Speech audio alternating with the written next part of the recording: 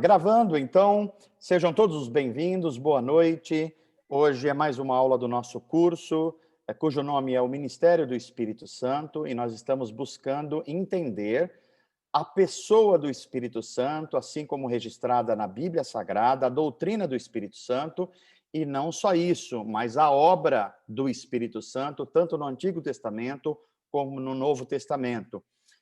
Estamos fazendo isso porque esta é uma das doutrinas centrais da Bíblia Sagrada e só é possível viver as bênçãos da nova aliança compreendendo a pessoa e a obra do Espírito Santo. Nós vivemos a era do Espírito, desde que Jesus, o Cristo, foi aos céus, ele ascendeu aos céus, ele disse que nos enviaria o outro Consolador.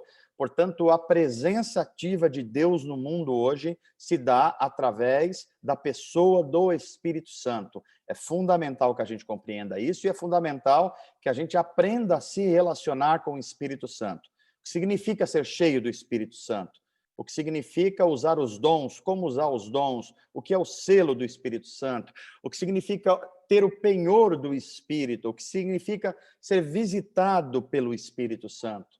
O que significa, por exemplo, os símbolos do Espírito Santo, o processo de santificação operado pelo Espírito Santo. Tudo isso nós estamos vendo nesse curso. Então, eu vou pedir para o Dani que coloque o slide número 26, para a gente já dar uma sequência a partir... eu sempre estou fazendo um pequeno resumo, mas hoje não vou fazer muito para a gente conseguir avançar um pouquinho mais e a gente já entrar na leitura do livro de Atos, tá bom? Então, nós vamos, acho que a partir do 26. Dani, coloca para a gente, só para ver se a gente... se é o 26 mesmo. Confirma se é esse daqui, pastor. Ok, 26. É este mesmo, Dani, a partir daí, tá bom? Nós vamos passando meio rápido, que ainda é um resumo até a gente chegar mais adiante. Então, vamos lá. Pessoal, insisto em toda a aula para que a gente compreenda algumas coisas.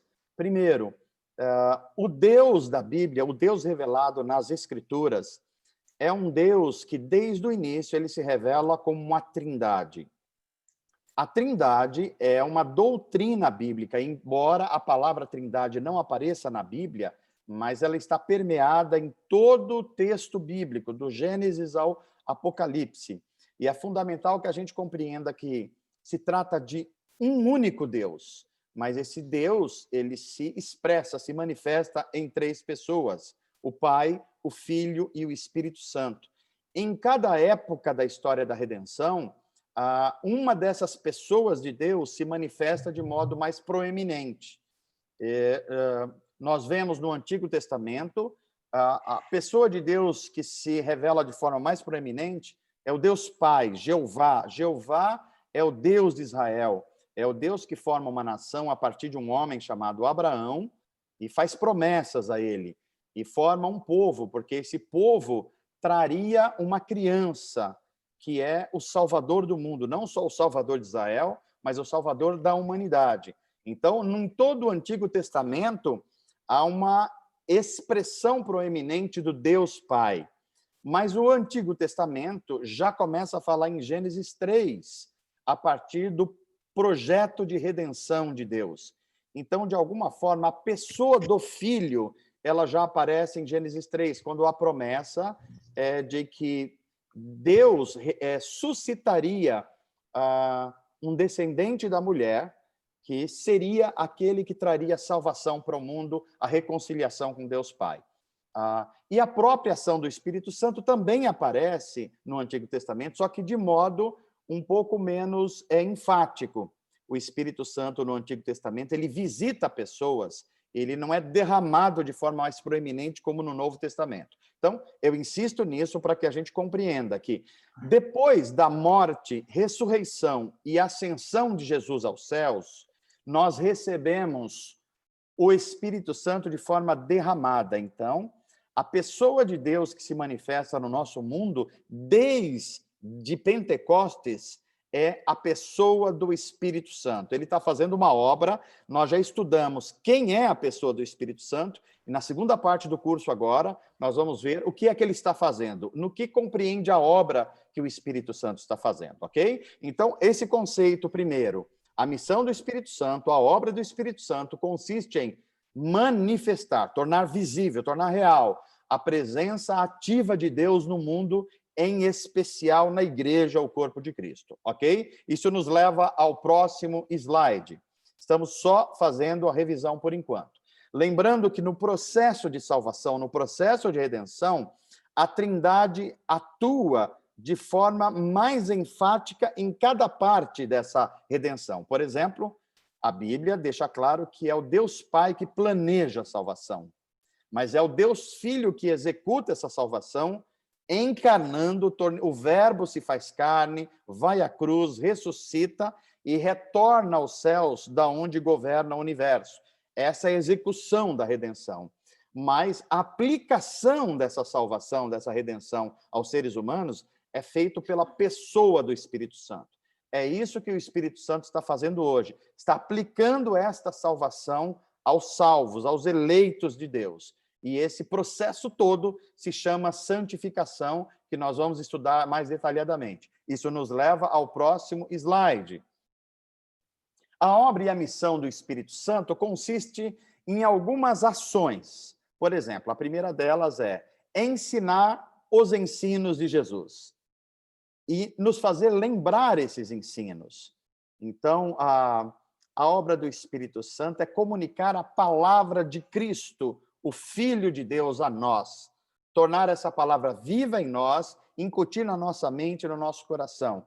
Portanto, o Espírito Santo só pode fazer algo como lembrar se a gente primeiro amar a palavra de Deus, estudar a palavra de Deus, examinar as Escrituras. Quando nós fazemos isso, o Espírito Santo nos lembra o que nós estudamos e aprofunda o nosso conhecimento a respeito do Filho Jesus Cristo. Segundo lugar, essa revelação foi dada de uma vez por todas. Tudo o que nós precisamos saber sobre Deus e sobre a salvação está nas Escrituras. Portanto, devemos tomar todo cuidado quando alguém no nosso tempo chega dizendo, através da internet, através do Zap, que tem uma nova revelação de Deus. Muito cuidado com isso. O que nós precisamos para a salvação já está revelado nas Escrituras. Nós precisamos agora conhecer as Escrituras. E à medida que nós conhecemos as Escrituras em espírito de oração, esse Espírito Santo, que é o Espírito de Jesus, ilumina a revelação das Escrituras a nós. Esse é o processo e a obra que o Espírito está fazendo. Em terceiro lugar, o Espírito Santo dá dons aos homens. Dons naturais e dons espirituais. Os dons naturais, o Espírito dá a toda a humanidade. A terra, a humanidade está cheia da glória de Deus de alguma forma. Os homens, salvos ou não, eles recebem dons naturais, habilidades naturais. Mas aqueles que nasceram do Espírito, aqueles que nasceram de novo, eles receberam também os dons espirituais. E esses dons são os dons para que o corpo de Cristo, a igreja, seja edificada para ela poder cumprir a sua missão no mundo, ok? Em quarto lugar, o Espírito Santo está dando poder espiritual à igreja, aos discípulos de Jesus individualmente, para que eles cumpram a missão de Deus no mundo. Para que esse poder? Esse poder é um poder do Espírito, não para a gente se vangloriar, não para a gente dizer que é mais espiritual que o outro, não para a gente dizer que tem mais poder que o outro. Esse poder é para nos fortalecer e nos dar ousadia para a gente cumprir a missão de Deus no mundo, a missão da igreja, que é levar o evangelho de Cristo a toda criatura, dar testemunho da salvação de Cristo e conclamar os seres humanos à salvação de Deus, ok? Isso nos leva ao próximo slide. Bem, a obra do Espírito Santo ela é vasta, mas ela pode ser resumida em dois grandes atos. O que acontece? O que o Espírito Santo está fazendo nas pessoas salvas, naqueles que receberam um novo nascimento? Basicamente, duas coisas. A primeira, ele está regenerando. O Espírito Santo está fazendo uma obra de regenerar as pessoas. O que é regenerar? É nascer de novo, é nascer para uma nova vida, é nascer para a nova criação de Deus, é nascer para a eternidade. É quando o Espírito de Deus abre os nossos olhos espirituais para que enxerguemos Deus, enxergamos inclusive o nosso pecado que precisa de perdão, precisa de redenção. Então, esse é o processo. É uma obra completamente do Espírito Santo. Seres humanos não fazem nada, até porque ninguém pode fazer nada em relação à regeneração. Um exemplo disso é quando nós nascemos. Quando nós nascemos, nós não fazemos nada para nascer. Nós nascemos da vontade dos nossos pais. Assim é nascer do Espírito. Nós não podemos fazer nada para ganhar a salvação. A salvação é uma dádiva de Deus. Nós recebemos essa dádiva e nós nascemos do Espírito, nascemos para a eternidade. O nome dessa doutrina bíblica é doutrina da regeneração. O Espírito regenera os seres humanos, eles recebem uma vida do Espírito e são reconciliados com Deus. A segunda coisa que o Espírito Santo está fazendo é um processo. Esse processo se chama santificação. É a doutrina cristã da santificação. Diferente da regeneração, a santificação é um processo. A regeneração é um ato único. A santificação é um processo. Na regeneração, é o Espírito Santo que age e nós não agimos e nem podemos agir. Já na santificação, esse processo é conjunto. O Espírito Santo está agindo em nós, mas também há um esforço pessoal nosso por buscar a santificação. Então, tanto age o Espírito Santo, quanto age os seres humanos buscando a santificação, e é um processo que começa no primeiro dia que nós recebemos conversão e vai até o último dia da nossa vida, ou o dia que Jesus Cristo, Rei, retornar ao mundo para tornar completo o processo de redenção, ok? Isso nos leva ao próximo slide. Aspectos da salvação. Olha, é muito importante que nós, cristãos, tenhamos na ponta da língua o significado do que é salvação na Bíblia. Os evangélicos falam muito que são salvos, falam muito em salvação, mas, na média, a maioria dos evangélicos não sabe explicar o que é a salvação do qual eles estão desfrutando. Então, vamos lá. Salvação é um ato de Deus, não é um ato humano. É Deus que provê a salvação. E o que é que Deus provê na salvação? Quais as dádivas que Ele nos dá? Basicamente, são duas dádivas. E é muito importante que cada um de nós compreenda bem isso. Eu só vou fazer uma pausa aqui para pedir para a Giz. Giz, eu preciso um pouquinho mais de iluminação. Vê se você nos ajuda aqui em algum lugar, que eu acho que a câmera está um pouquinho escura. Nos ajuda aí. Então, vamos lá. A primeira dádiva que Deus nos dá é o perdão dos pecados. Somente Deus pode perdoar pecados, porque todo pecado é contra Deus. Todo pecado é contra a santidade de Deus. Preste bem atenção nisso. Todo pecado cometido pode ser um pecado contra alguém, contra o irmão, contra a sua esposa, contra o seu esposa, contra o seu filho, contra o governo, seja lá contra quem for. Primeiro, este pecado é contra Deus. E só Deus pode perdoar pecados, porque todo pecado é contra Ele. O padrão de Deus, da santidade de Deus, é estabelecido na Bíblia Sagrada, de forma resumida, nos 10 mandamentos. Toda vez que nós erramos o alvo dos 10 mandamentos, nós pecamos. E nós pecamos contra Deus. Portanto, só Deus pode perdoar pecados. Então, a primeira dádiva que Deus nos dá na salvação é o perdão dos pecados. E qual é a segunda dádiva? A segunda dádiva é o dom do Espírito. Paulo vai dizer que todos os que nasceram de novo, foram dados a todos de um mesmo Espírito. Ele usa até o termo, a todos foi dado de beber do mesmo Espírito. Isso quer dizer que receber o dom do Espírito é receber o novo nascimento e receber o direito de ser incluído no corpo de Cristo. É por isso que o dom do Espírito ele se expressa, basicamente, em 3 situações. Primeiro, o dom do Espírito é uma promessa. Essa promessa que é feita no Antigo Testamento e que agora se torna real.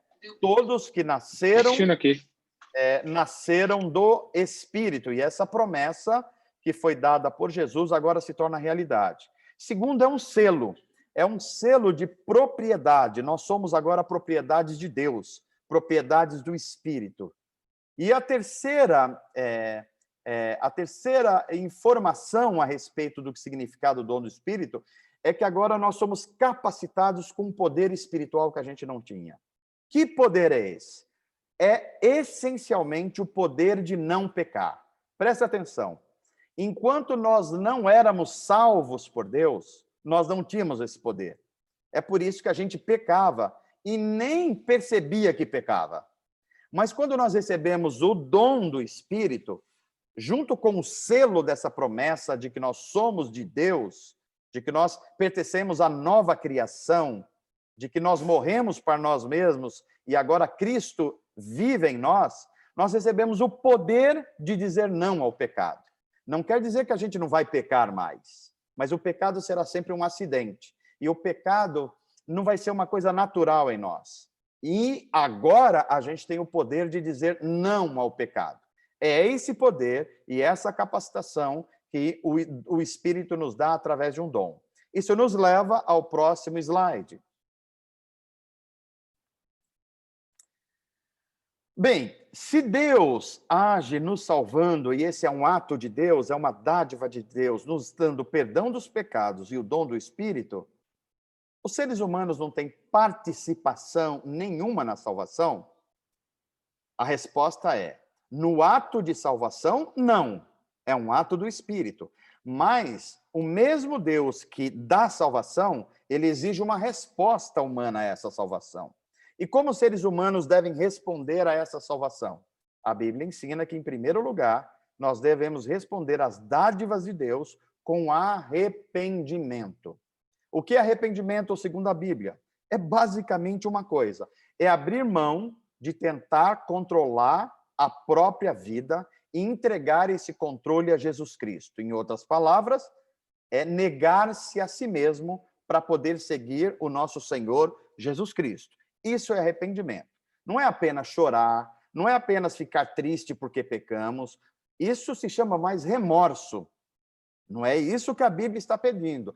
Tem muita gente que chora, tem muita gente que vai pedir uma oração na igreja, tem muita gente que vai lá no púlpito para alguém orar por ele, mas não quer se arrepender, ou seja, não quer mudar ou entregar o controle da sua vida a Jesus Cristo. Portanto, não há arrependimento. E essa é uma exigência de Deus, a sua dádiva da salvação, o arrependimento. Abrir mão dos controles da própria vida e esse controle ser entregue a Jesus Cristo através do seu Espírito, o Espírito Santo. A primeira coisa é arrependimento. A segunda, fé. Fé não é uma crença apenas. Fé é uma confiança plena em que Jesus Cristo é o Filho de Deus e que a sua obra realizada na cruz e a sua ressurreição nos trouxe um benefício espiritual de reconciliação com Deus Pai. Só Jesus Cristo poderia fazer ele, porque ele era Deus perfeito e homem perfeito. Portanto, nenhum ser humano na história da humanidade poderia ser salvador dos seres humanos. Buda não poderia, Maomé não poderia, qualquer outra pessoa não poderia, pelo simples fato. Eles não eram Deus. E só Deus pode prover salvação. Só Deus pode perdoar pecados. Jesus Cristo é o Salvador dos homens porque ele é plenamente Deus e ele pode perdoar pecados. Mas não é só por causa disso. Jesus Cristo é plenamente homem. E não é só plenamente homem, ele é um homem perfeito. Portanto, é o representante da raça humana. Jesus reúne as duas condições necessárias para ser Salvador da humanidade. Ele é Deus e pode perdoar pecados. Ele é o homem perfeito e pode representar a raça humana diante da Trindade. Então, arrependimento e fé são as duas exigências de Deus à sua salvação, que significa perdão dos pecados e o dom do Espírito Santo. Isso nos leva ao próximo slide. Então, vamos lá. Agora nós estamos diante dos 10 itens do que nós estamos chamando a obra do Espírito Santo. Veja, Até agora nós estudamos a pessoa do Espírito Santo, quem ele é na essência. Agora que nós já entendemos a relevância do papel do Espírito Santo no mundo que vivemos, agora vamos entender qual é a obra, qual é a missão do Espírito Santo.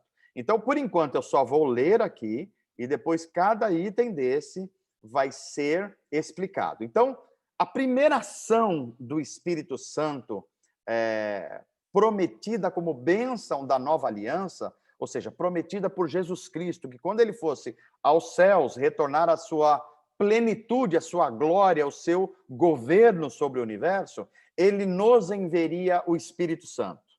Só que agora esse envio do Espírito Santo não é mais como no Antigo Testamento, em que o Espírito Santo visitava pessoas, visitava o rei Davi, visitava Gideão, visitava Sansão, e eles eram empoderados para cumprir uma missão.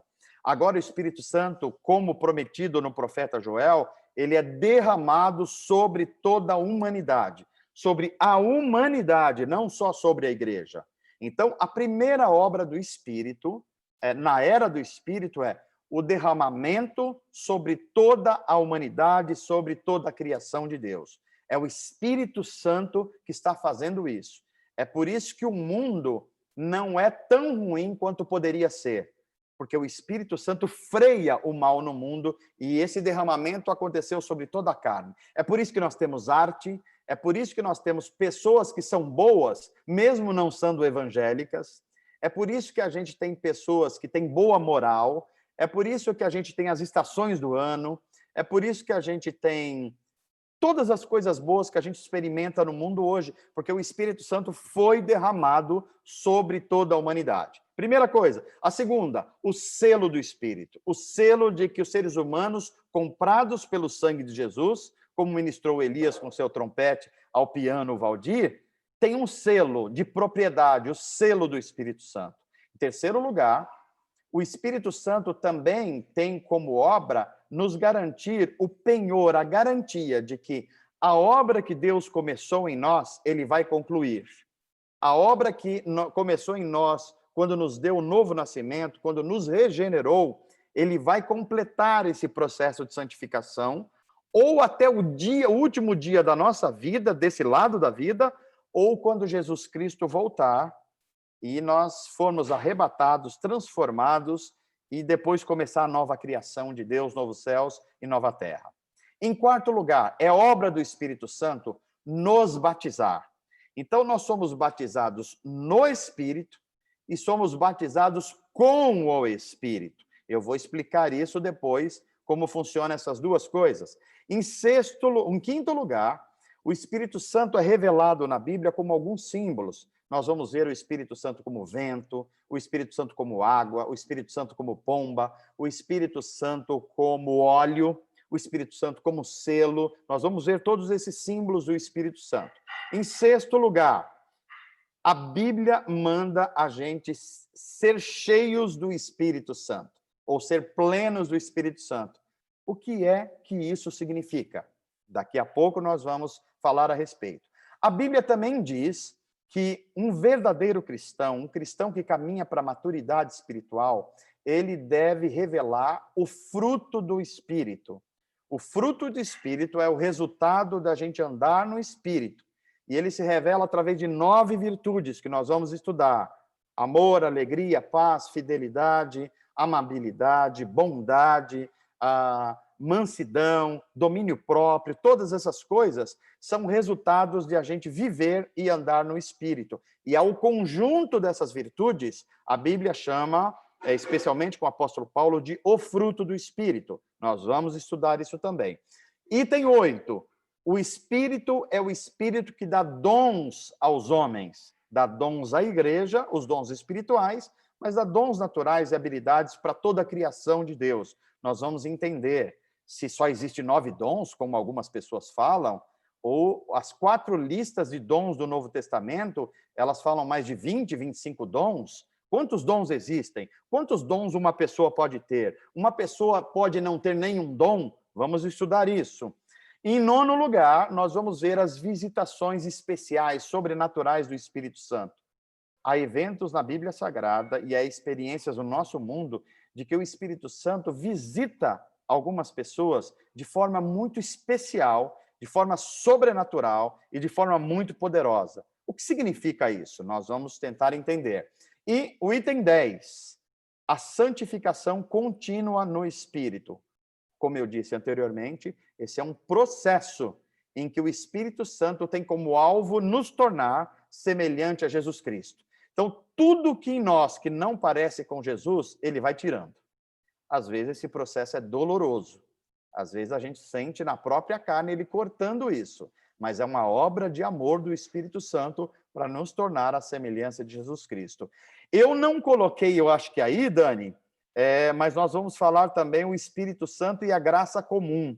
Eu não sei se vai aparecer no próximo slide. Pode passar o próximo. Não, mas depois a gente vai incluir aí o Espírito Santo e a graça comum. Muito bem. Nós vamos, então, entender a primeira parte aí, que é o derramamento do Espírito Santo, para nos dar subsídios para a gente entender Atos 1 e Atos 2. Pastor, tá eu aí, achei né? aqui.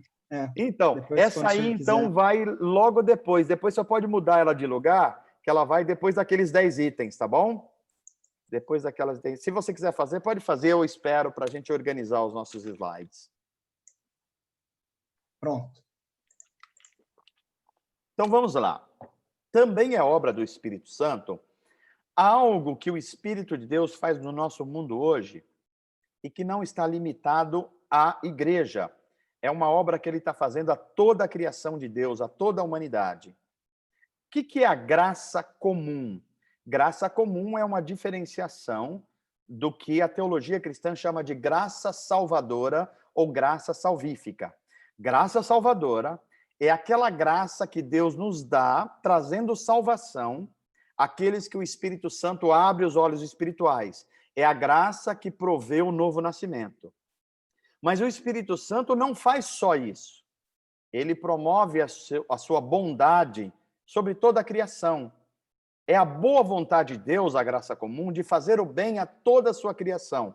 Por exemplo, nos evangelhos nós vemos o texto dizendo que Deus dá o seu sol e a sua chuva sobre os justos e sobre os injustos. Isso é graça comum.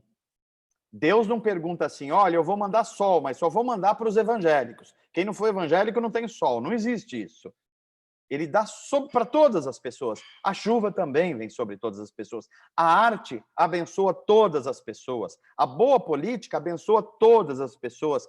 As descobertas da ciência abençoa todas as pessoas. Isso é graça comum e é uma obra do Espírito Santo. Mas a graça comum, essencialmente, ela significa o freio de Deus para o mal num mundo caído como é o nosso. A pergunta é, por que o mundo não é pior do que ele já é? A resposta é, porque a graça comum, que é uma obra do Espírito Santo, está atuando no mundo. Senão o mundo era pior do que ele é hoje. É por isso que não acontece mais assassinatos, mais corrupção, mais tudo de que é de ruim que a gente conhece. Por quê? Porque o Espírito Santo freia esse mal através da graça comum. Isso nos leva ao próximo slide.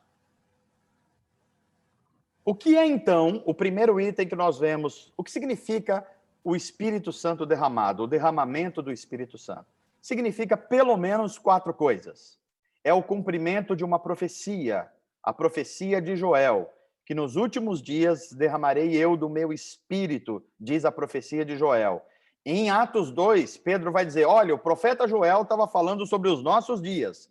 Está acontecendo, o Espírito Santo está sendo derramado.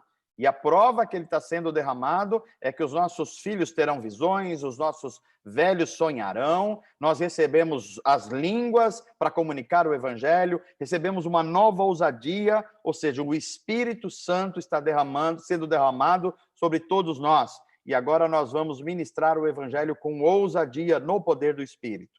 Segunda coisa, significa que esse derramamento do Espírito Santo, ele viria com sinais sobrenatural da visitação de Deus. Quais sinais? Pelo menos 2.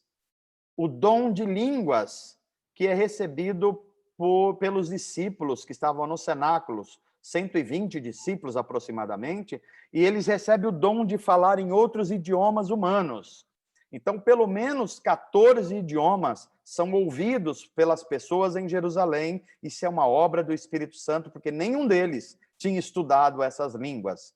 E outra coisa é, eles tiveram visões como línguas de fogo que pousava sobre a cabeça deles, como um sinal do empoderamento e ousadia do Espírito que estaria sobre eles. O fogo do Espírito agora estava impulsionando eles para uma nova vida espiritual, uma vida mais ousada.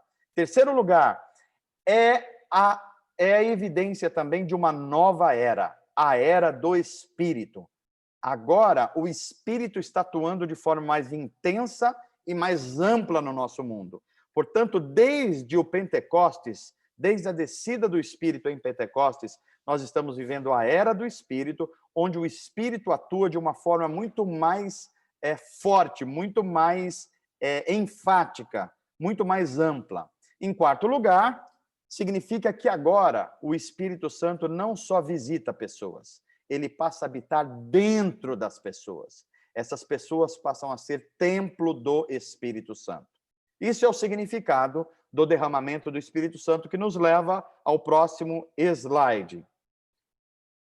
E o selo do Espírito Santo, que faz parte da obra do Espírito? O selo é a comprovação que nós recebemos, é algo que testifica ao nosso espírito humano de que agora nós somos propriedades de Deus. Nós não somos apenas criaturas caídas, nós nos tornamos filhos de Deus. Nós somos resgatados por Deus e pertencemos a Ele. E se pertencemos a Ele, em segundo lugar, nós recebemos um dom, uma dádiva. Qual é essa dádiva? O dom do Espírito. Esse dom do Espírito, a prova de que ele está em nós, é que o nosso espírito humano recebe essa comunicação que é interior de que nós pertencemos a Deus. O Espírito habita em nós. E mais uma evidência de que ele habita em nós é que o maligno, Satanás, o adversário dos seres humanos, não tem mais poder sobre os selados. Ou seja, Satanás não pode mais nos arrancar de Cristo. Ele pode ainda nos tentar, ele pode praticar algumas coisas malignas, porque ele é maligno, mas ele não pode mais nos roubar da promessa, a promessa de que nós somos de Deus. Isso nos leva ao terceiro slide. A obra do Espírito Santo também é nos dar um penhor, uma garantia. Que garantia? A garantia que o Espírito Santo nos selou, vai nos levar em santificação até o último dia da nossa vida, ou o retorno de Cristo, e nós estaremos na nova criação, conforme a fala do apóstolo Pedro. Haverá novos céus e nova terra onde habita a justiça. Nós estaremos lá. E a prova disso é que o Espírito Santo nos dá essa garantia, este penhor. Significa também, como no item anterior, que Satanás não pode nos roubar essa garantia. Quem está em Cristo, nova criatura é, as coisas velhas já se passaram, tudo se fez novo, novo nascimento, nova vida, nova ousadia para viver a nova criação. Tudo é novo. Em terceiro lugar, olha que importante isso, preste bem atenção nesse terceiro item. A obra do Espírito como penhor significa, olha que curioso, que o julgamento do juízo final já foi antecipado para os que nasceram de novo. Vou repetir isso aqui. Não pode passar em branco. O penhor do Espírito significa que o julgamento que vai haver na história, em que Jesus Cristo, quando retornar e chamar a prestação de contas todos os seres humanos, aqueles que nasceram do Espírito, os eleitos de Deus, já terão a garantia de que eles foram perdoados, redimidos e já ganharam o direito de viver na nova criação. Portanto, o julgamento do juízo final foi antecipado. Nós não seremos julgados mais para saber se a gente vai viver com Deus na eternidade ou perdidos para sempre. Não, isso já foi resolvido na cruz. Nós seremos julgados agora em termos de galardões. Quais são as responsabilidades que nós teremos na nova criação, mas não mais sobre perdição e salvação. Isso é da maior importância. Isso é segurança da salvação, conforme nos instrui o apóstolo Pedro. Isso nos leva ao próximo slide, que é a obra do Espírito Santo como batismo. Batismo.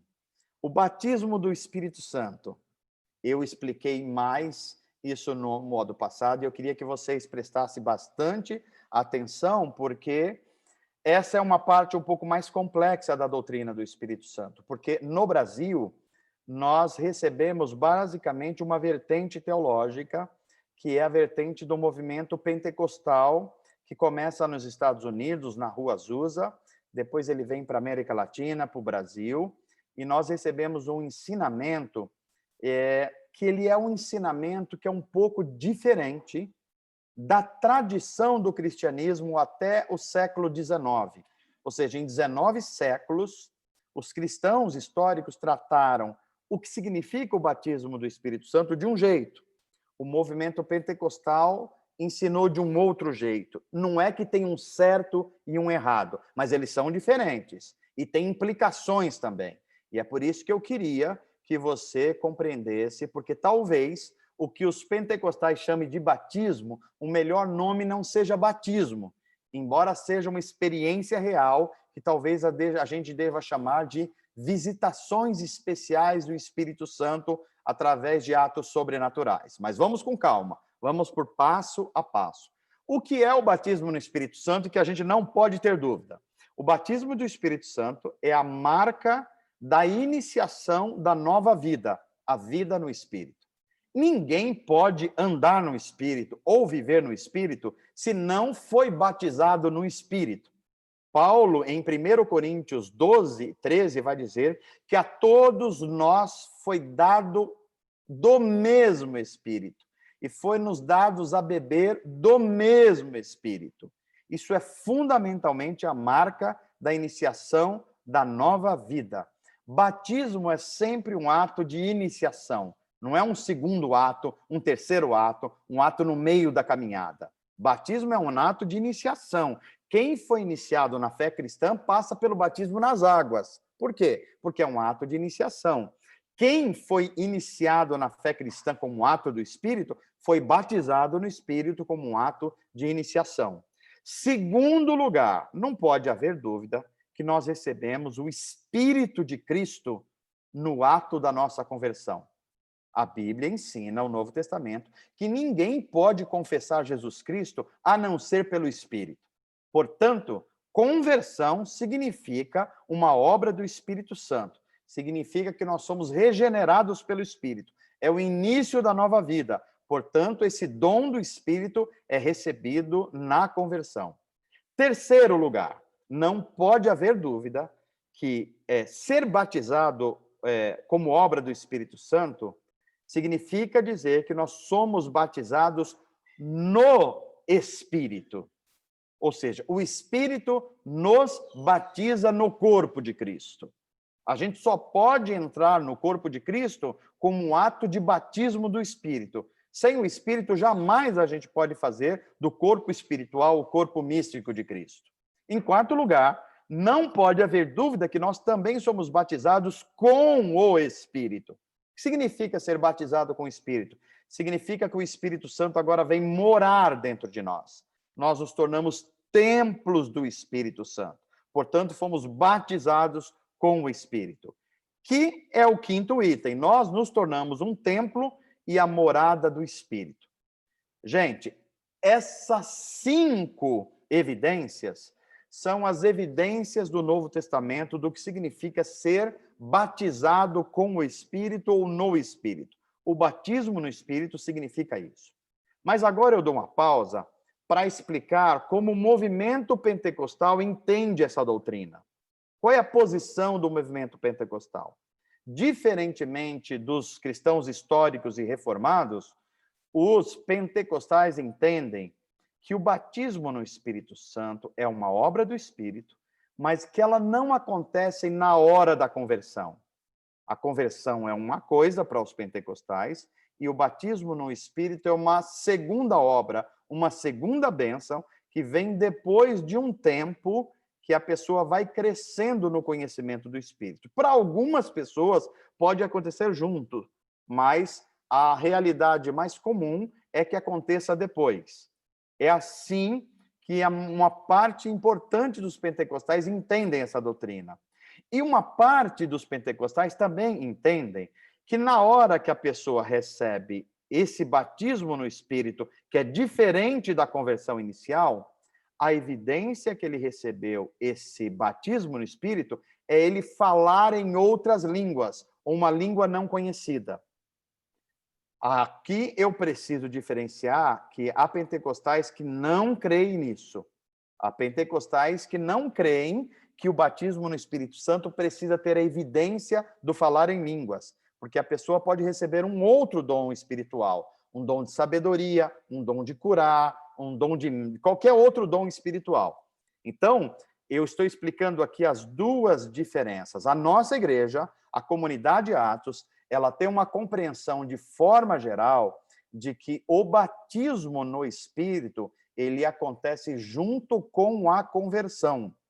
É um ato de Deus que, conforme Paulo ensina, nós somos batizados no Espírito e bebemos do mesmo Espírito. Ninguém pode confessar Jesus Cristo a não ser pelo Espírito. É o Espírito que nos dá nova vida. E nós vamos entender que depois começa uma caminhada de busca de ser cheios do Espírito Santo.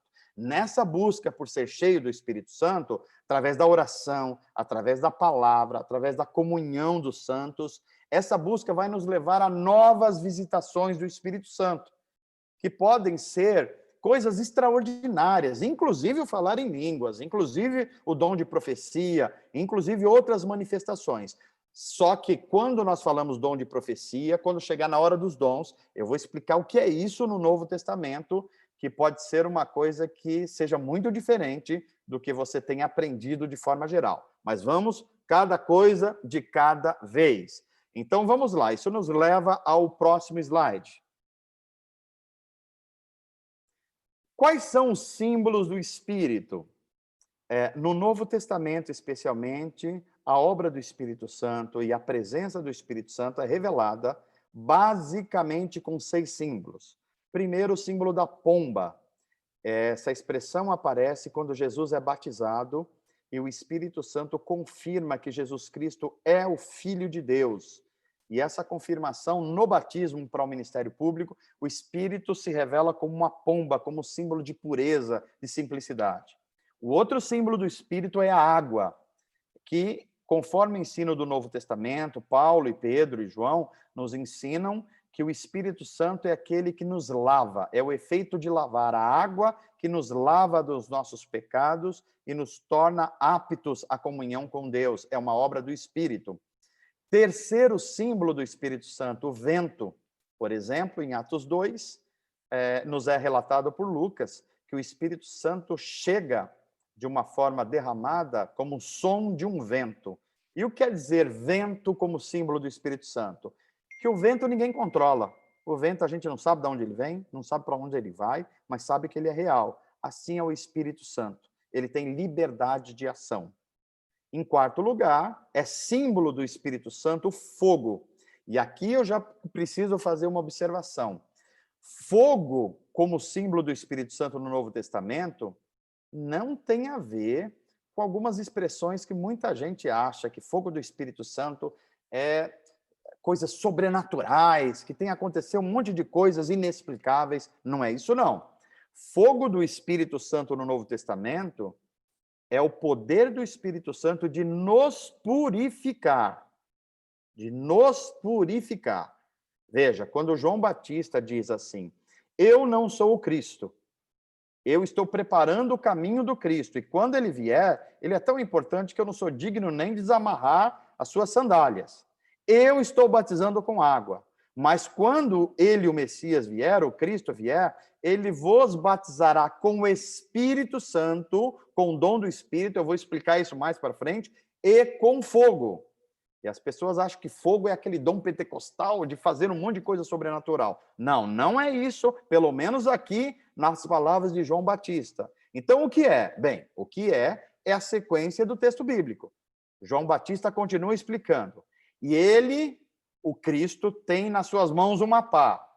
E ele está vendo o milho que está na eira, na área. E ele vai separar a palha do trigo. E o que ele vai fazer com a palha? Ele vai queimar. Ele vai purificar para que só sobre o fruto e não só sobre a palha. Então, purificação com fogo é o ato de santidade de Deus nos nascidos de novo. Então, ser batizado com fogo não é você ter um monte de dons espirituais para fazer um monte de coisas inéditas por aí. Ser batizado com fogo é você ter uma capacidade que o Espírito dá para você lutar contra o pecado, para que toda a palha seja queimada e só fique o fruto, que é, na verdade, o fruto do Espírito. Em quinto lugar, o Espírito tem como símbolo também o óleo. O que significa isso? Significa que o óleo tinha a unção de ungir as pessoas, capacitar. No Antigo Testamento, o óleo era usado para ungir reis, para ungir sacerdotes. E no Novo Testamento, essa prática não acontece mais, porque agora o Espírito Santo é derramado como óleo, ungindo, capacitando os que nasceram de novo para a missão da igreja.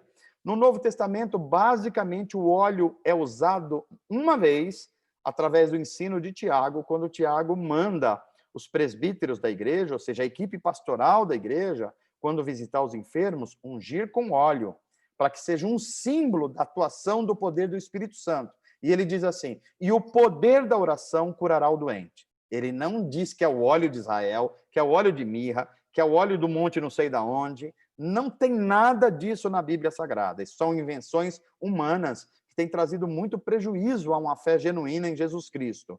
Então, o Espírito Santo agora é o óleo que unge e capacita os cristãos a viver a vida conforme Cristo e cumprir a sua missão no mundo, que é a missão de trazer salvação e redenção àqueles que Deus chamar. Em sexto lugar, o símbolo do Espírito Santo é um selo de propriedade. Nós somos propriedades de Cristo, somos escondidos em Cristo, somos marcados pelo sangue de Cristo, ok? Isso nos leva ao sexto slide, deixa eu ver agora. Eu não vou entrar aqui agora, Dani, porque isso vai exigir tempo. Eu vou dar uma pausinha e a gente vai pegar Atos 1. Pode ir passando aí que você vai achar os próximos slides, que vai pegar o Atos capítulo 1. Aí, ó. Voltou? Isso. Então, nós vamos começar aqui. Deixa eu ver que hora nós temos. Já está na hora das perguntas. Vamos dar uma paradinha aqui e a gente volta nesse slide aí, Dani, tá bom? Especificamente nesse. Então, vamos lá. Dani, está com você agora, pelo bate-papo, ou pelo áudio, ou qualquer outra forma. Pessoal, momento das perguntas. Eu creio que já tem pergunta por aí para a gente ajudar vocês na compreensão da doutrina do Espírito Santo. Com você, Dani. Então, pessoal, vocês podem ou escrever no chat ou fazer um sinal com a mão aí pela telinha, que aí eu vejo aqui, libero o microfone de vocês, ou eu leio a pergunta no chat, o que vocês preferirem. Muito bem, enquanto vocês estão fazendo as perguntas aí, deixa eu dar um aviso aqui importante para vocês. A Secretaria da Igreja, através da Juliana, ela enviou para todos os membros e congregados da nossa igreja uma informação via Zap hoje. Essa informação tem como título Reconfirmação da Membresia, ou a gente poderia até chamar de Reconfirmação do Pacto de Membresia. Depois de 8 meses de pandemia, nós estamos rechecando a membresia da igreja para que a gente prepare as ações de final de ano e as ações do começo do ano de 2021. Então, vocês vão ver lá 5 possibilidades. Queria que assim, tão breve quanto vocês possam, respondam a Juliana, que a gente vai fazer um acompanhamento pastoral da membresia da igreja e dos congregados, tá bom? Feito. Vamos lá, Dani. Bom, pastor, apareceu já uma pergunta da Pamela. Eu acho que seria mais para você reforçar um pouco do que você falou ali no começo, a diferença entre dom, batismo e selo do Espírito. Ah, ok. Na verdade, Pamela, é a pergunta da Pamela, né? Isso. Pamela, na verdade, não há uma diferença. São nomes diferentes. Ser selado com o Espírito é receber o dom do Espírito, ok? Essas coisas eles têm nomes diferentes porque no Novo Testamento eles vão aparecer em situações diferentes. Por exemplo, Pedro vai falar que nós somos selados com o Espírito Santo da promessa. E Paulo e os discípulos que escreveram os evangelhos, eles vão dizer que nós recebemos o dom do Espírito. Então, o dom do Espírito é o selo da promessa. É que eles são usados de formas diferentes no Novo Testamento, ok? Quem recebeu o dom do Espírito foi selado pela internet. Ok? Acho que entrou o áudio de alguém aqui no meio, mas eu acho que... Ai, desculpa. Dá pra você tirar, gente? É a Cristiane, é que ela levantou a mão. Aí eu a Cris do Regis, talvez? Ou a outra Cristiane? Cristiane Mota. Ah, tá. Podemos ir à segunda Cristiane, pergunta. pode falar.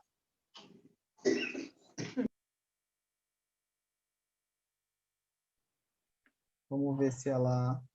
Alô? Pode falar, Cris. Boa noite. Paz. Boa noite. Paz. Eu fiquei com uma dúvida quando você coloca assim, que a nossa salvação está garantida, né? Isso me deixou preocupada no sentido assim, porque é a minha concepção de vida. A gente tem que melhorar a cada dia, né? Que o Espírito Santo vai nos melhorando. E quando você vê pessoas que aceitou Jesus, sei lá, 20, 10 anos atrás, e que hoje você enxerga que essa pessoa está pior, que ela está até assim, com maldade mesmo, tem a maldade. Isso me assusta, de saber que uma pessoa ruim dessa forma vai ter salvação. Igual uma pessoa que, por exemplo, por mais que eu erre, eu tenho um esforço muito grande para me melhorar a cada dia. Fiquei um pouco confusa a respeito disso. Vamos lá, Cris. Vamos ver se eu consigo ajudar você a compreender.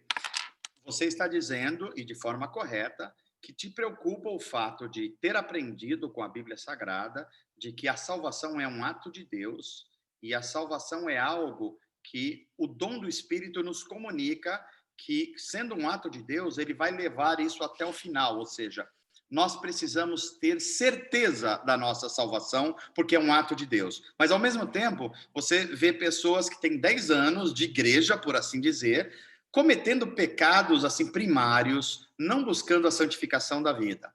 Isso pode acontecer de duas formas. Pode estar acontecendo duas coisas. A principal coisa é que tais pessoas, Cris, provavelmente não passaram por uma real conversão. Essas pessoas aderiram à religião evangélica. Então, uma coisa é adesão e outra coisa é conversão. Conversão precisa aparecer transformação da vida. Precisa aparecer um novo testemunho.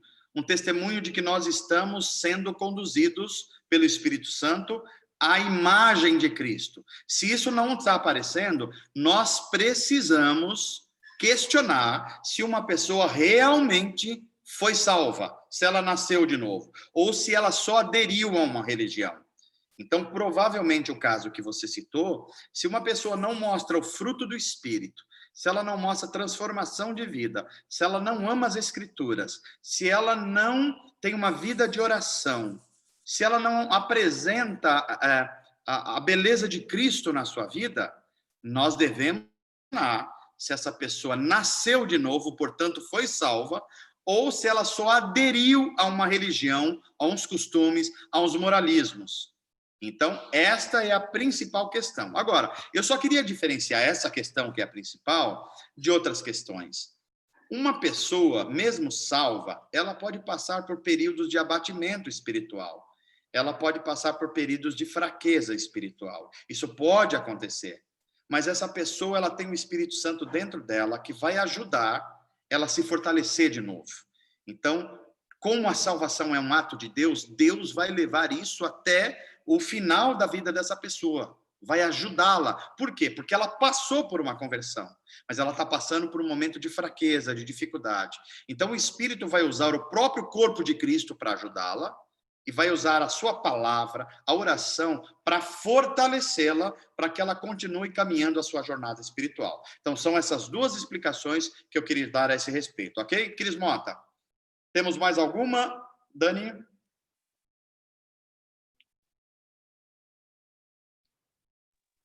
Estava mutado também. Tem uma pergunta da Bruna Montalvão. Vamos Pastor, lá, Bruna. explica mais um pouco sobre o batismo no Espírito e com o Espírito. Tá ok. Tá ok. Boa pergunta, Bruninha. Então, vamos lá. O Novo Testamento ensina que nós somos batizados tanto no Espírito como com o Espírito.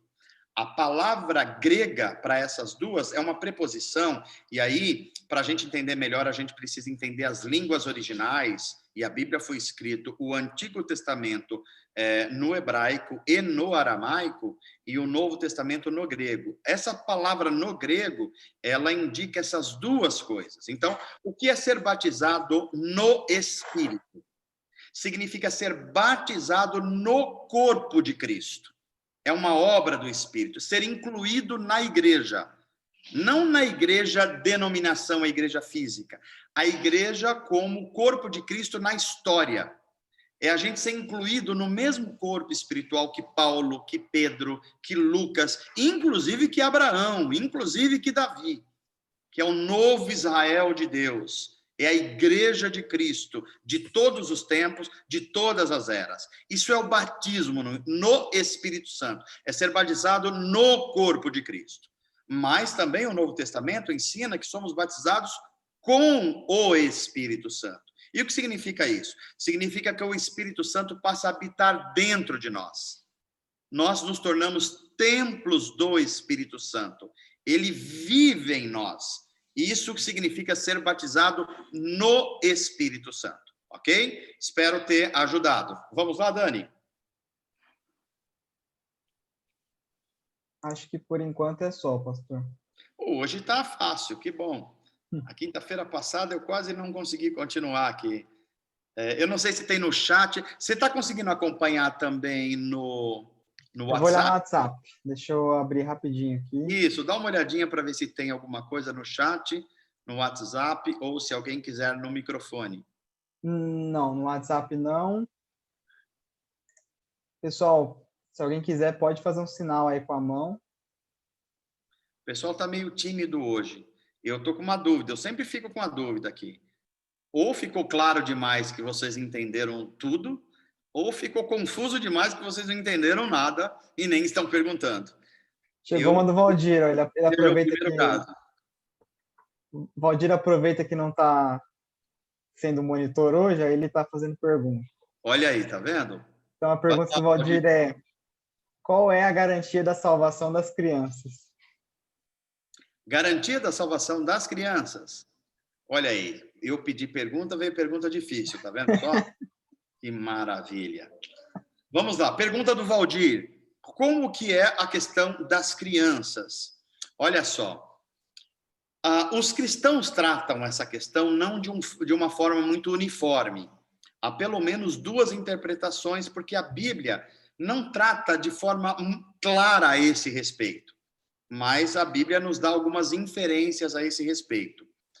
Uma primeira explicação de teólogos cristãos para essa questão é que toda a criança nascida, seja num lar evangélico ou não num lar evangélico, até que ela tenha a idade de consciência, que ela tenha compreensão moral, ela saiba definir o que é certo, o que é errado, ela, se morrer, por exemplo, ela recebe salvação. Essa é uma compreensão na história da igreja. Então, essa é uma compreensão de alguns teólogos, que depois eu vou citando nomes aqui para ficar um pouquinho mais fácil. Mas não é a única. Há uma outra compreensão que entende que toda criança ela é nascida dentro de uma aliança da família com Deus.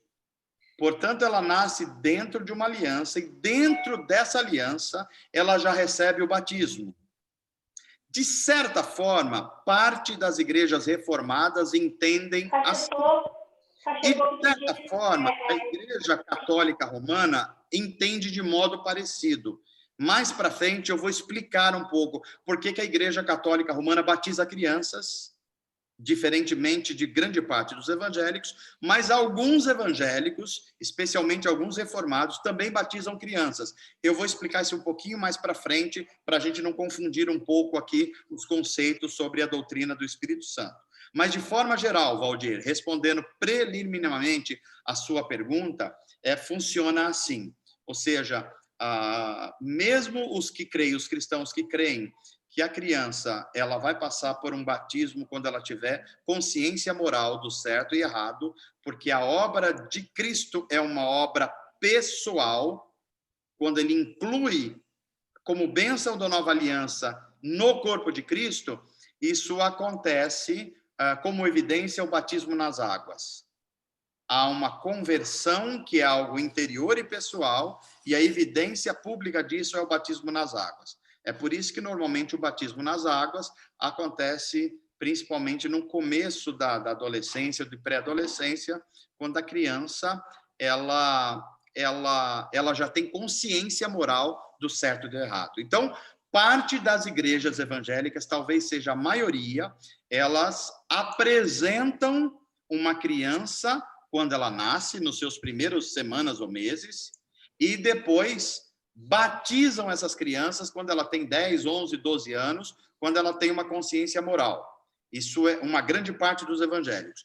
Uma outra parte dos evangélicos, cristãos reformados, eles batizam a criança já quando criança no nascimento, entendendo que ela faz parte de uma aliança, o qual a família já faz parte. Então, ele já batiza quando criança. A Igreja Católica já faz um outro processo. Ela batiza a criança nascida na tradição católica romana logo no início e depois faz as confirmações que são chamadas de crisma, ok? Mas isso é um assunto para eu explicar depois com um pouco mais de tempo. Mas são essas as informações preliminares por enquanto. Vamos lá? Só para constar, pastor, que a pergunta foi da Ju, segundo o Valdir. Essa Juliana, viu? Eu sabia que o Valdir ia pegar mais leve comigo. Agora a Juliana já pegou uma pergunta mais complexa. Ela só complementou aqui, não sei se, acho que também você comentou, se a criança não precisa nascer de novo. A criança? Isso. Então, esta que é a compreensão, Ju, principalmente esse primeiro grupo, que eu diria que é um grupo maior entre os cristãos. A criança, ela precisa, o nascimento de novo passa pelo momento em que ela ganha consciência moral, porque o nascimento de novo vem quando ela se reconhece pecadora. Quando é que ela se reconhece pecadora? Quando ela tem capacidade moral de saber o que é certo e o que é errado. Então, ela precisa nascer de novo, sim. Tá? É que há duas interpretações. Uma interpretação que eu diria que é um pouco majoritária, isso acontece no momento que ela ganha consciência moral. Porque a salvação é um ato de Deus, mas é um ato pessoal. Agora, parte dos reformados entendem que esse nascer de novo acontece já quando ela é incluso na aliança familiar. Então, essas são as diferenças de explicações, tá bom? Vamos lá, mais alguma coisa? Acho que teve só um complemento aqui da Ju, caso ela venha a falecer antes de se batizar, a criança. Então, é isso. Essa corrente que eu te chamaria de principal, se ela falecer antes de se batizar, e isso acontecer antes do que nós chamamos aqui de idade da razão, essa compreensão teológica sobre o batismo indica que essa criança foi salva, porque ela sequer chegou à idade da razão. E a Bíblia diz que Deus amou o mundo de tal maneira. Deus amou a sua criação. Então, essa corrente que eu te chamaria de principal no cristianismo evangélico indica, se a criança não chegou ainda à idade da razão, ela recebeu salvação de Deus. Vocês que se quisessem me complicar um pouquinho mais, poderiam ainda perguntar, eu vou arriscar aqui, ó. E as pessoas que nascem e não têm a formação cerebral completa, portanto, há dúvida se ela tem consciência moral. Mas não façam essa pergunta, não. Foi só eu que joguei aqui, tá bom?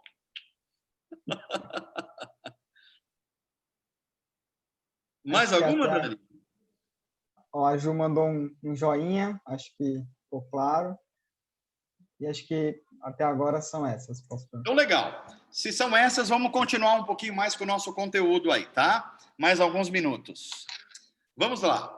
Retornamos, então, gente, ao nosso slide. Agora, estudando Atos dos Apóstolos. Vocês já leram Atos dos Apóstolos de 1 a 7, porque é o nosso combinado. Então, vocês já estão craques. Eu só vou passar aqui meio que por cima explicando. No capítulo 1 de Atos dos Apóstolos, primeiro, Atos significa ações.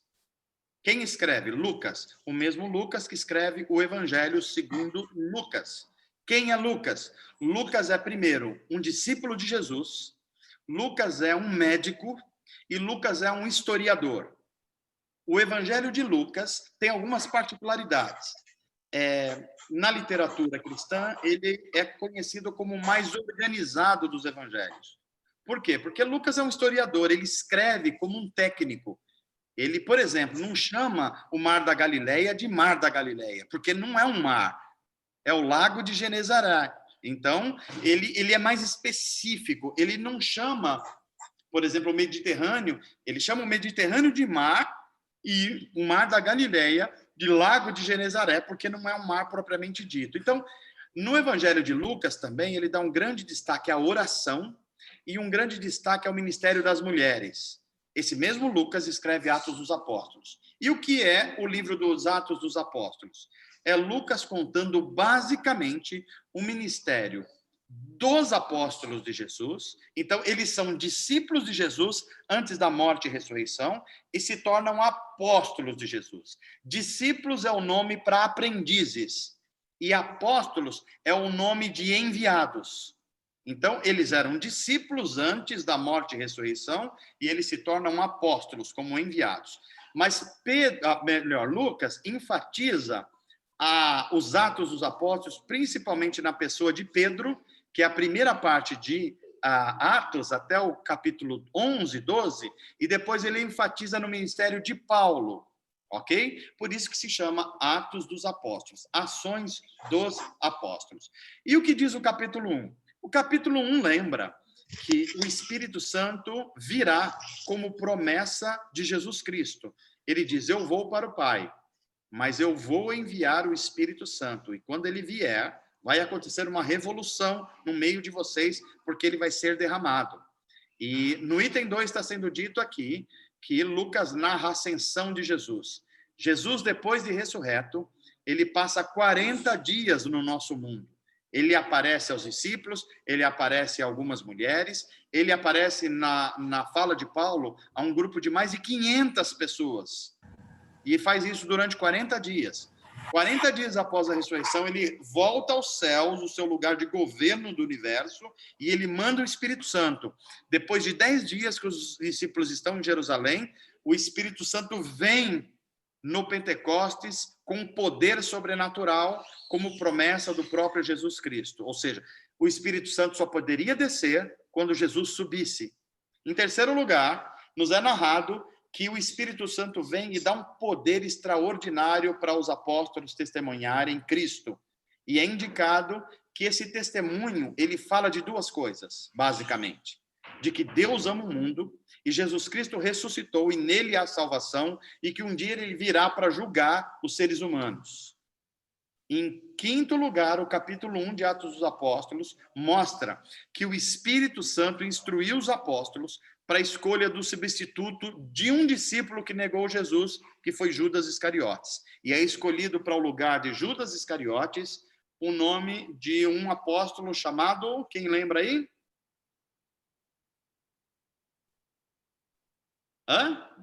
Matias, lembraram, né? Legal, Matias. E foi um discernimento do Espírito Santo através da liderança de Pedro. Vocês vão ver isso no capítulo 1 de Atos. E no capítulo 2, que é o slide seguinte. Capítulo 2 de Atos é o capítulo que narra a vinda do Espírito Santo em Pentecostes, o derramamento do Espírito Santo em Pentecostes. 50 dias depois da ressurreição de Jesus, o Espírito Santo vem sobre eles de uma forma absolutamente poderosa. E o que acontece? Eles ouvem um som, sobre eles pousa línguas de fogo como um sinal sobrenatural, e como evidência desse novo poder, eles falam novos idiomas que eles não conheciam. Conforme a linguagem de Lucas, 14 idiomas são falados nesse evento. Que idiomas são esses? Não são língua de anjos, não são línguas divinas, são idiomas humanos. Por que a gente sabe isso? Porque os judeus que moravam em outros lugares, que falavam o sírio, que falavam o egípcio, que falavam as línguas da África, eles entenderam no seu próprio idioma. Então, em Atos 2, são idiomas humanos, e que o Espírito Santo dá poder para eles falarem e as outras pessoas entenderem. Também no capítulo 2, nós vemos o primeiro sermão cristão da história. Primeiro sermão cristão da história. É o sermão de Pedro, em que ele fala: vocês, judeus, e vocês, romanos, mataram Cristo, mas Deus o ressuscitou, e só há salvação nele, e vocês precisam se converter. A mensagem de Pedro é tão poderosa que 3.000 pessoas recebem o dom da salvação e são convertidas. Ainda no capítulo 2, Pedro deixa muito claro que receber a conversão, receber significa o perdão do pecado, ou dos pecados, e o dom do Espírito, coisa que nós já estudamos um pouquinho para trás. E também, no capítulo 2, nos é narrado o nascimento da igreja, da comunidade dos convertidos, que é o capítulo 42 e 47, que é um texto lindíssimo. Eu não vou ler aqui, mas eu quero que vocês releiam. Atos 2, 42, 47, como nasce a igreja cristã, tá ok? Isso nos leva ao próximo capítulo de Atos 3. Em Atos 3, nós começamos a ver as ações do poder do Espírito Santo sobre os apóstolos. Então, Pedro e João estão indo para orar no templo. Veja que a oração é algo recorrente na ação dos apóstolos. A oração empodera, deixa eles cheios do Espírito Santo. E quando eles estão indo orar no templo, aparece lá um homem que é aleijado, e porque é aleijado não consegue sustentar, e se torna também mendigo. Eles estão na porta do templo, a porta chamada Formosa. E eles estão lá, e o mendigo fala assim: olha, me dá umas moedinhas. E Pedro, então, cheio do Espírito Santo, fala assim: olha, eu não tenho moedas para te dar. E mesmo que eu te desse moedas, não ia resolver o teu problema. Mas eu tenho o poder do Espírito Santo, que desceu sobre nós. Então, em nome de Jesus Cristo, o Nazareno ressuscitado, fica em pé. E esse homem, diante de todo mundo, no templo, na porta do templo, onde as pessoas ficavam, esse homem fica imediatamente de pé e se torna um discípulo de Jesus Cristo. Isso causa uma pavorosa na cidade de Jerusalém. Então, aí, Pedro aproveita o milagre. Olha só aqui a diferença para os dias de hoje. Ele aproveita um milagre e começa a pregar o evangelho. Ou seja, o milagre é um sinal do evangelho. Não é o objetivo final do evangelho. Isso é muito importante. Ninguém pode indicar que os milagres é a principal ação de Deus no mundo. Não é. Os milagres são um sinal para que as pessoas creiam no evangelho. É exatamente isso que Pedro está fazendo. Pedro faz um milagre no poder do Espírito Santo, as pessoas ficam impressionadas. Ele fala: agora vem o melhor da história. Eu vou lhes anunciar Cristo, o Salvador do mundo. Arrependam dos seus pecados, porque Deus está trazendo uma nova vida, a vida no Espírito. Então, aí vem o segundo sermão de Pedro. Esse sermão tem algumas características interessantes. Primeiro, Pedro diz: foram vocês, os judeus, que mataram Jesus Cristo. Só uma pessoa cheia do Espírito Santo iria para a praça pública falar isso, porque era risco de morte certo. Segunda coisa, ele diz que foi o poder da ressurreição que trouxe Cristo à vida. O que significa isso? Só Deus pode ressuscitar. Então, se Jesus Cristo ressuscitou, é porque Deus agiu nele. Então, ele é, de fato, Filho de Deus. Terceiro lugar, no sermão de Pedro é dito que nós, ou seja, ele e os apóstolos, são testemunhas da ressurreição. E nós curamos no nome de Jesus. O Jesus que vocês mataram, é aquele que Deus o ressuscitou. É no nome dele que nós acabamos de curar esse paralítico e esse mendigo. Na sequência, ele diz: arrependam-se, se voltem para Deus, porque esse é o ano aceitável. Na sequência, ele diz: Cristo está agora nos céus, mas ele voltará para julgar todos os homens e julgar a história. Em último lugar, ele diz: Jesus é o verdadeiro descendente de Abraão. Olha que coragem de Pedro.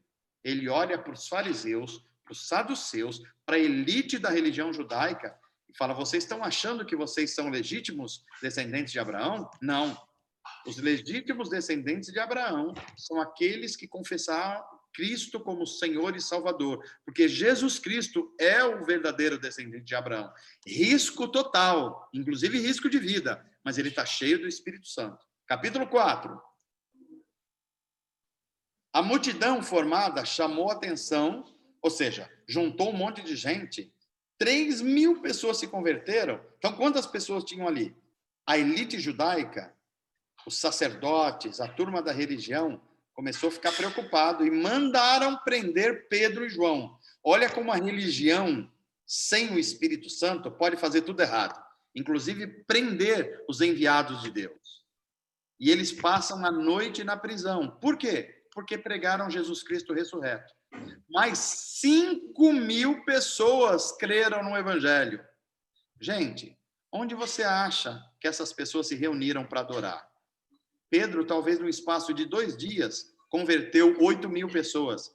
Vocês acham que tinha um mega templo, uma mega church em Jerusalém? Não, a igreja era nas casas, a igreja era nos encontros. É aí que eles se reuniam. Terceiro lugar, o sinédrio judaico, ou seja, os chefes da religião judaica, começam a fazer um interrogatório com Pedro e João. E eles, ousadamente, cheios do Espírito Santo, anunciam que Jesus é o Cristo, é o ungido de Deus, e que o poder da ressurreição dele liberou um novo poder. E esse poder foi dado aos apóstolos, para, em nome de Jesus, ministrar cura, ministrar ressurreição, ministrar salvação. Em quarto lugar, a oração corajosa dos primeiros cristãos. Aí Pedro é preso, Pedro é interrogado, Pedro passa a noite na prisão, e aí vocês acham que eles falaram: olha, a perseguição começou, vamos abandonar esse negócio de Jesus, porque daqui a pouco vão bater na gente, vão mandar a gente para a prisão. É isso que acontece? Não. E se vocês acham que eles oram pedindo para Deus para evitar o sofrimento, não é isso.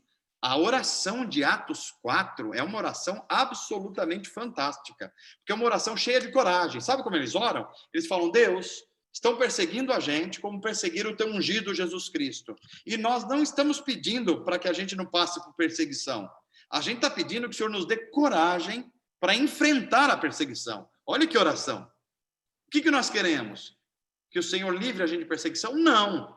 Nós queremos ser dignos da perseguição. O que nós queremos é que o Senhor nos dê coragem, poder espiritual para passar pela perseguição. Em quinto lugar, a evidência de que o Espírito Santo estava agindo é que a justiça social era resultado da revolução espiritual. O Espírito Santo fez uma revolução espiritual, mas não era uma revolução só de palavra, não era uma revolução só de religião.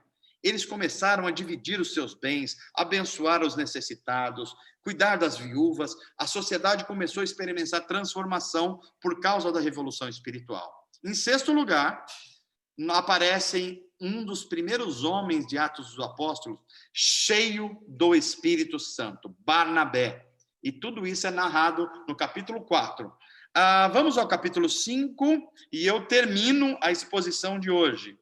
No capítulo 5, nós vemos que, como forma do Espírito Santo se mostrar absolutamente real no momento em que o Evangelho está sendo explicado, o Espírito Santo faz questão de dar uma autoridade tal a Pedro, que é um dos líderes apostólicos, de que mentir a Pedro é mentir ao Espírito Santo.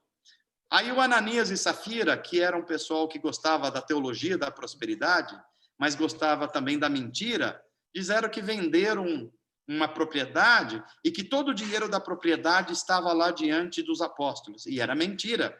Eles queriam se passar por generosos, de pessoas boas. E Pedro diz assim, olha, isso é mentira o que vocês estão dizendo e vocês não estão mentindo só para mim, estão mentindo ao Espírito Santo. Esse dinheiro era de vocês, vocês poderiam gastar de outra forma, mas vocês vieram aqui e mentiram à igreja e mentiram ao Espírito Santo. E de uma forma absolutamente severa, o Espírito Santo pune com morte esse casal chamado Ananias e Safira. E o poder do Espírito é manifestado através de curas enormes feitas pelos apóstolos. Terceiro lugar, isso levanta uma grande perseguição aos apóstolos. Roma e os judeus com a religião judaica, a religião fria, a religião sem o Espírito Santo. Em quarto lugar, a ousadia de Pedro diante das autoridades. As autoridades chegam para Pedro, Pedro, se você ficar pregando esse Cristo, esse Nazareno, e que ressurreição aí, e que ele ressuscitou, nós vamos prender você, nós vamos bater em você e provavelmente vamos matar você. Pedro falou, isso é um problema de vocês, eu vou continuar pregando o Cristo ressurreto, é o Cristo que vive em nós, o poder dele está em nós e nós vamos adiante. E última parte aí do capítulo 5, eles são levados, então, para a corte judaica chamada Sinédrio. Lá na corte, eles querem mandar matar Pedro e João, mas Gamaliel, que é um fariseu, é um rabino, dá um conselho a esse conselho judaico. Diz assim, olha, é melhor vocês tomarem cuidado. Porque se esses homens estão falando uma mensagem falsa, daqui a pouco essa mensagem vai ser esquecida, ninguém vai lembrar mais, e tudo isso vai ser só história, como já aconteceu anteriormente. Mas se eles estiverem falando sobre Deus, se eles são de Deus, se a mensagem deles é de Deus, é melhor a gente não fazer nada contra eles, porque nós poderemos ser achados lutando contra o próprio Deus.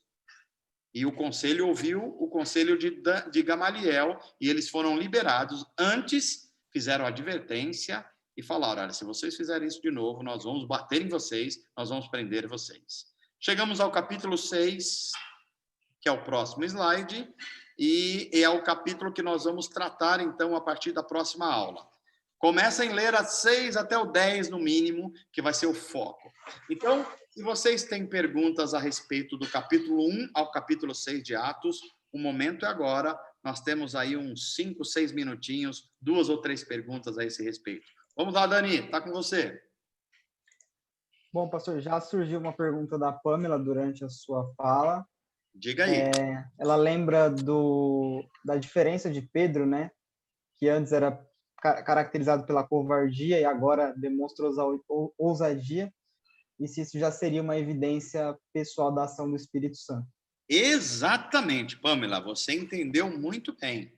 Pedro, antes desse derramamento do Espírito Santo, ele é uma pessoa que negou Jesus, tinha um caráter não santificado, era uma pessoa que não tinha controle das suas emoções, dos seus afetos, era uma pessoa que queria resolver as coisas pela espada, mas depois que o Espírito veio sobre ele, depois que ele foi recuperado por Jesus, naquela conversa, o Cristo ressurreto conversando na praia com Pedro, falando, Pedro, tu me amas?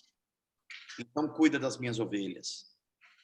E Pedro, então, quando o Espírito Santo vem no Pentecostes e é derramado sobre eles, eles recebem esse poder extraordinário.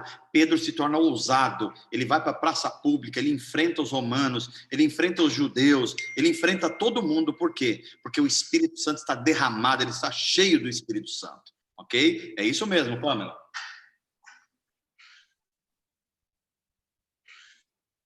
Mais alguma, Dani? Por enquanto, ainda não. Não, né? Deixa eu ver. O chat, deixa eu ver se vou olhar aparece. no WhatsApp. Tá. Ó, Também parece não. que surgiu uma do Pedro Miguel aí. Agora. Pedro pediu para explicar que ele não entendeu por que Ananias morreu. Ai. Olha lá, vamos lá, Pedrinho. Ananias era um casal de pessoas provavelmente ricas que começaram a frequentar a igreja. Mas essas pessoas ainda não tinham experimentado a conversão. Eles aderiram à igreja, como eu expliquei um pouco na aula anterior. Ou seja, claramente eles não tinham o Espírito Santo vivendo sobre eles. Porque se o Espírito Santo habitasse eles, eles não iam compartilhar da mentira. O problema deles não era que eles morreram por causa que eles não entregaram o dízimo à igreja. Não foi isso. O problema deles foi a mentira. Eles mentiram à igreja querendo se autopromover. Eles venderam uma propriedade, eles poderiam dar uma parte desse dinheiro, eles poderiam, inclusive, nem dar dinheiro algum. Mas o que eles fizeram? Eles pegaram só uma parte desse dinheiro e chegaram lá e disseram para Pedro: Pedro, nós vendemos uma propriedade e aqui está todo o dinheiro.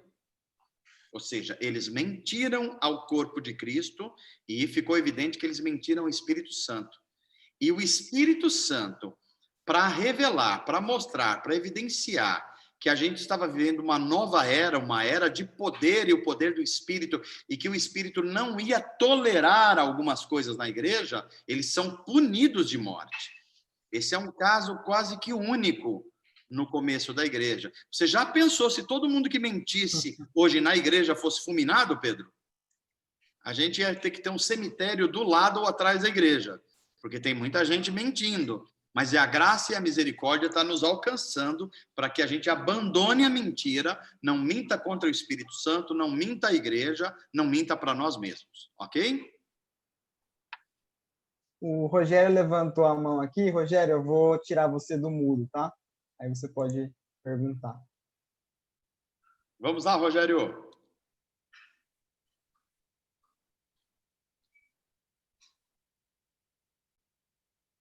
Eu acho que não abriu ainda aí, Dani. Dá uma olhadinha. Agora foi. A paz, pastor. Paz, Rogério. Seja bem-vindo. Amém. Tudo bem? Tudo. Pastor, é uma dúvida e uma curiosidade também. Uma pergunta que eu vou fazer para o pastor. No caso de Judas, quando Judas traiu Jesus, a minha pergunta é, se ele não tivesse tirado a sua própria vida, ele teria recebido o perdão? Porque no caso de Pedro negou, né, a Jesus as 3 vezes. É verdade. E mesmo assim foi um homem, né, de Deus, como a gente viu as coisas que Pedro realizou. No caso de Judas, como ele traiu Jesus, se ele não tivesse tirado sua própria vida, ele teria sido um homem como Pedro, ou no caso, como ele tirou a vida, a Bíblia, né, já dá a sentença, ele não foi perdoado, no caso, né? Ele tirou a sua própria vida e a própria vida com as suas mãos. Então a Bíblia já automaticamente ele não vai ter julgamento nenhum, né? Ok. Essa é uma pergunta. Qual é a outra? A outra é a questão do pecado dele, né? Que ele traiu Jesus. Se ele não tivesse se matado, se ele teria sido perdoado. Vamos lá, Rogério. Na verdade, Judas traiu a Jesus, traiu a lealdade a Jesus, mas ele não foi o único. Pedro também traiu. Isso. É bom que a gente saiba que também não só Pedro, porque na hora da crucificação de Jesus, só um dos 12 discípulos estava lá, que é João. Todos se dispersaram. Então, só João, e Jesus faz uma fala dizendo: João, aí está minha mãe Maria, cuide dela. Maria, minha mãe, aí está o seu filho João, que passa a ser um filho seu, cuide dele como filho. Por quê? Porque só João estava lá. A questão é que depois da ressurreição de Jesus, Pedro é restaurado. Pedro se arrepende. Quando Jesus fala: Pedro, você me ama? Ele fala: eu te amo, Senhor. E Jesus pergunta a 2ª e 3ª vez. A gente tem que lembrar que Pedro negou Jesus 3 vezes. É por isso que Jesus restaura Pedro perguntando 3 vezes. Pedro tem arrependimento genuíno. Ele se arrepende e ele é reconciliado. O caso de Judas, não. Judas sempre estava vendendo a fé, vendendo a lealdade. Ele vendeu Jesus por 30 moedas de prata. 30 moedas era o preço de um escravo naquela época. Ele vendeu Jesus pelo preço de um escravo. Ele vendeu o Salvador do mundo pelo preço de um escravo. É dito de Judas que quando, por exemplo, aquela mulher estava ungindo Jesus com um perfume muito caro e colocou seus cabelos, Judas reclamou. Falou: que tal a gente pegar esse perfume e vender aos pobres e dar alimento para os pobres? Mas ele não estava interessado em nada disso. Os próprios evangelistas dizem que o interesse dele era transformar o perfume em dinheiro, porque ele estava roubando. Olha, é uma pessoa que estava roubando Jesus, roubando os discípulos de Jesus. Era uma pessoa que traiu Jesus com um beijo. E era uma pessoa que negou Jesus o tempo inteiro. Ou seja, era alguém que não se arrependia. Judas não quis se arrepender. E é por isso que ele é chamado de filho do maligno. A pergunta é, alguém trairia Jesus? Sim, alguém trairia Jesus na história. A pergunta é, teria que ser Judas? Provavelmente não.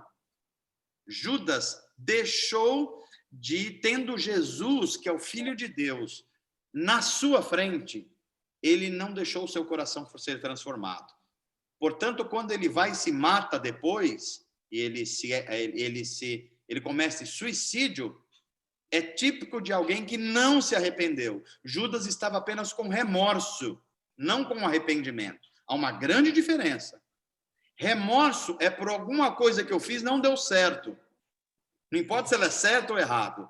Arrependimento é eu reconhecer que o que eu fiz foi imensamente errado e eu quero reparar. Judas não se matou por causa de arrependimento. Ele se matou por causa de remorso. E nesse caso ele é um suicida. E neste caso, esse suicídio mostrou que ele não tinha o espírito morando dentro dele. Porque o espírito de vida não levaria ele ao suicídio. Ok? Ajudou, Rogério? Obrigado. Muito obrigado. Deus abençoe. Valeu, mais alguma por aí, Dani? Se der tempo de mais uma, pastor, o Jefferson fez uma, então. Vamos lá. Se as ações sobrenaturais que foram relatadas lá no livro de Atos após o Pentecostes, se elas deixaram de ser necessárias nos dias de hoje, talvez porque a gente não veja, né? Tá. Pergunta do Jefferson, se aquelas ações sobrenaturais do Espírito em Atos dos Apóstolos, com os milagres, com os sinais, elas não são mais necessárias no dia de hoje. A resposta é sim e não. Deixa eu responder por que sim primeiro. Porque, diferentemente de nós, os discípulos daquela época ainda não tinham toda a revelação do cânone bíblico. Então, por exemplo, quando estava acontecendo essa revolução do Espírito no começo da igreja, qual era a Bíblia deles? A Bíblia deles era o Antigo Testamento. O Novo Testamento estava sendo escrito, que seria escrito posteriormente a esses atos. Então, eles não tinham a revelação completa que nos foi dada depois na Bíblia Sagrada, que tem Novo Testamento e Antigo Testamento. Como é que o Espírito Santo convencia as pessoas? Normalmente, com grandes atos sobrenaturais. Ela fala oral de Pedro e de Paulo e de outros apóstolos e os sinais sobrenaturais do Espírito Santo. Então, nesse sentido, os sinais sobrenaturais eram mais necessários naquela época do que hoje. Por quê? Porque hoje nós temos a Escritura, que nos revela o caráter de Cristo e a ação do Espírito Santo. Isso é o porquê não. Agora eu vou dizer por que sim. Sim, porque o Espírito Santo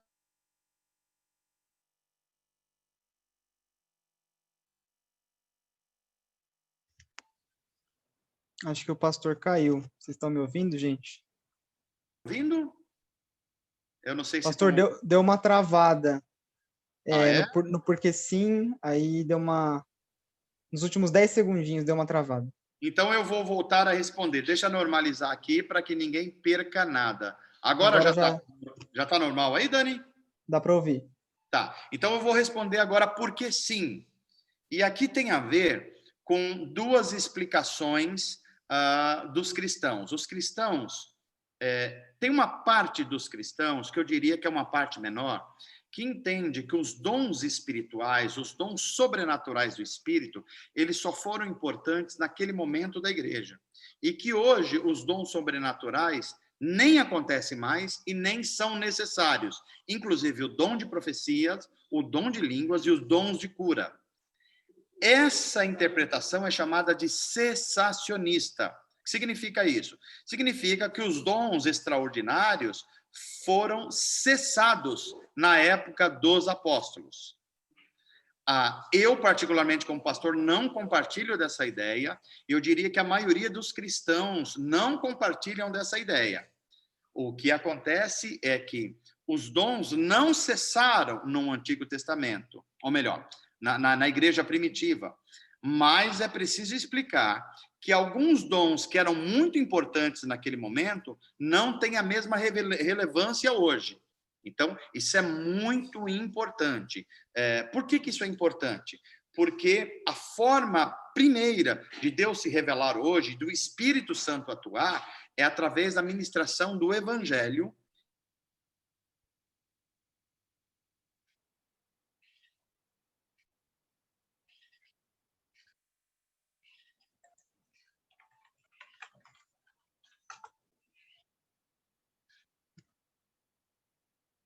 Acho que travou de novo, gente. Vou esperar o pastor voltar.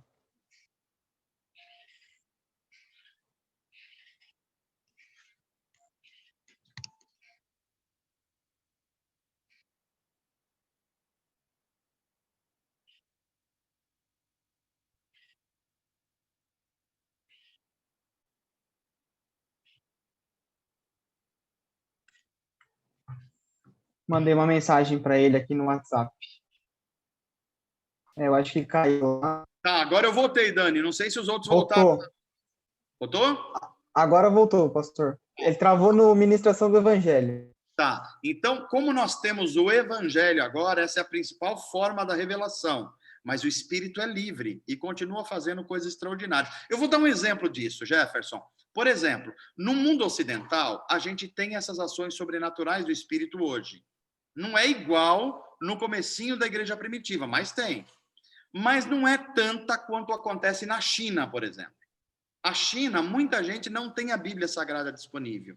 E há relatos missionários de que o Espírito Santo faz milagres fantásticos, inclusive ressuscitando pessoas, curas extraordinárias. Por quê? Porque eles não têm total acesso ao Evangelho e total revelação da Bíblia Sagrada. Então, o Espírito age com muito poder sobrenatural para que sejam sinais do Evangelho chegando. Tá ok, Jefferson? Espero ter ajudado os irmãos a compreenderem. Dani, chegamos aí ao final? Eu acho que a Cristiane Mota levantou a mão aqui, aí fica a seu critério, pastor. Vamos lá, Cris. Então, você é a última. Vamos lá por hoje. Então, eu vou liberar aqui a Cristiane como a última, tá, gente? E aí, qualquer outra pergunta a gente deixa para a semana que vem. Exatamente. Já te liberei, Cristiane. Oi, Vamos lá, tudo bem? Cris. A minha pergunta é assim, quando você fala que Judas, ele se suicidou, né? Qualquer pessoa que se suicida, ele não tem dentro dele o Espírito Santo. Aí entra naquela questão da gente, que a gente falou, de repente ela foi até batizada, mas ela não foi convertida? Então, vamos lá. Peraí, deixa eu me explicar uma coisa anterior. A sua pergunta é muito importante e me dá a oportunidade de explicar uma coisa. O que eu afirmei foi que Judas, ele não se arrependeu, e uma das evidências do não arrependimento dele é que ele foi ao suicídio. E esse suicídio devia-se mais ao remorso do que arrependimento. Não há nenhum relato de arrependimento dele. E o suicídio é uma das evidências de que ele não deixou o Espírito agir nele para transformar o seu coração. Mas eu não estou afirmando aqui que todo suicida é uma pessoa que não tem o Espírito Santo. Precisa tomar muito cuidado com isso. Principalmente na nossa época, que nós estamos vivendo com pessoas que estão experimentando uma enfermidade chamada depressão profunda, depressão aguda. Então, são pessoas que têm alteração química no cérebro e que estão passando por processos que nem os tratamentos farmacológicos estão dando jeito, e essa pessoa quase que perde a consciência, ela vive num sofrimento tão grande que ela quer acabar com o sofrimento e não consegue, e algumas pessoas chegam a tirar a vida por isso. Esses casos, Cris, estão na mão de Deus. E Deus é um Deus cheio de misericórdia. Então, nós não estamos falando desse caso. Nem todo suicídio é igual ao suicídio de Judas. O de Judas a gente pode afirmar com toda certeza, mas não pode dizer que isso serve para todas as pessoas. Deu para entender, Cris? Deu. Cada caso é um caso, né? Exatamente. Tá bom. Ok? O que eu posso também aqui enfatizar é que o Espírito Santo é o Espírito de vida. Portanto, todos que se relacionam com o Espírito Santo recebem um reforço, um poder sobrenatural, mesmo diante do sofrimento. Ok, Cris? Dani, chegamos por hoje? Tá me ouvindo? Isso aí, pastor. Então tá bom.